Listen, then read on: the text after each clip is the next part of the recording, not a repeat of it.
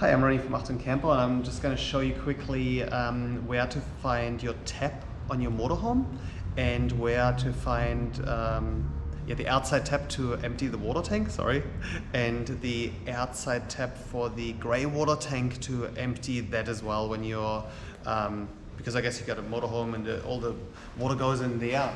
The tap for the fresh water tank is here. So that's pretty much it there.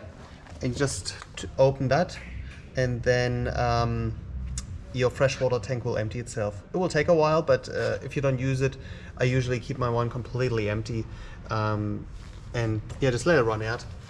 Then over here on the other side we have, underneath here you have a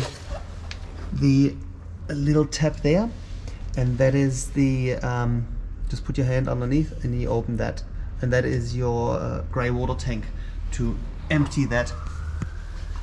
And to refill your freshwater tank, that's here. It is the same as our camper vans. There will be a video on that as well. But that's pretty much it.